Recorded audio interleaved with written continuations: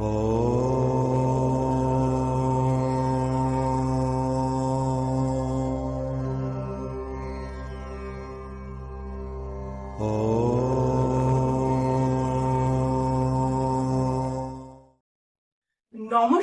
আমি তনুশ্রী রাশি চক্রের জ্যোতিষ আলোচনায় সবাইকে স্বাগত জানাই।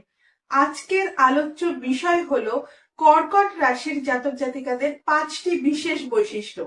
প্রথমত, কর্কট হলো কালপুরুষের চতুর্থ রাশি এবং চন্দ্রের দ্বারা প্রভাবিত একটি রাশি। চন্দ্রের দ্বারা প্রভাবিত হওয়ার কারণে কর্কট রাশির জাতক জাতিকাদের মধ্যে চঞ্চলতা অনেকটাই বেশি। ওপর থেকে দেখে কর্কটকে শান্ত বলে মনে হলেও এদের মধ্যে মানসিক চাঞ্চল্যতা অনেকটাই বেশি। কথায় কথায় রেগে যাওয়ার একটা প্রবণতা কর্কট রাশি বা লগ্নের জাতক জাতিকাদের মধ্যে দেখতে পাওয়া যায়।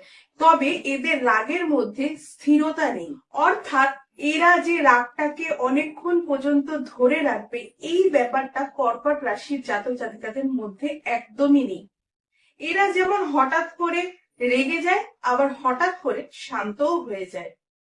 দ্বিতীয়ত, কর্কট রাশি বা লগ্নের জাতক জাতিকারা ভীষণ ইমোশনাল হয়। এরা স্ট্রেট ফরওয়ার্ড হয়। কোনো কথা এরা সহজ সরল ভাবে বলতে ভীষণ পছন্দ করেন। তবে কর্কট রাশি বা লগ্নের জাতক জাতিকারা পড়াশোনায় কিন্তু বেশ ভালো হয়। এরা কোনো বিষয়কে খুব ভালোভাবে শিখতে পারে। কিন্তু কর্কট রাশি বা লগ্নের জাতক জাতিকারা ফিকেল মাইন্ডেড হয়ে থাকে।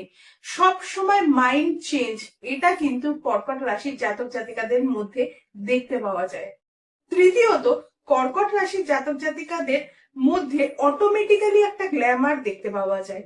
এদের ওপর থেকে দেখে সহজ সরল বলে মনে হলো, ভেতর থেকে কিন্তু এরা অতটা সহজ সরল নয়। কর্কট রাশি বা লগ্নের জাতক জাতিকাদের হাতের দিকে যদি আমরা লক্ষ্য করি, তাহলে এদের হাতের মধ্যে আমরা একটা লালিত্য কিন্তু দেখতে পাবো। চতুর্থত, কর্কট রাশি বা লগ্নের জাতক জাতিকারা ভীষণ রোমান্টিক হয়ে থাকে। এরা যখন প্রেম করে তখন অপোজিট দিকের মানুষটার মনে হবে এর মতো ভালো আমাকে হয়তো আর কেউ বাঁচতেই পারে না। তবে প্রেমের ক্ষেত্রে যদি ব্রেকআপ হয়, তাহলে কর্কট রাশি বা লগ্নের জাতক জাতিকারা কিন্তু খুব অল্প সময়ের মধ্যেই সেই দুঃখ যন্ত্রণা থেকে নিজেকে বার করে নিয়ে আসতে পারে। পঞ্চমত, কর্কট কিন্তু ভীষণ নারিশমেন্ট পছন্দ করে। এরা চায় তার অপোজিট দিকের যে মানুষটা রয়েছে সে তাদের কেয়ার করবে, যত্ন করবে। সবাইকে ভালোবাসতে চায় কর্কট।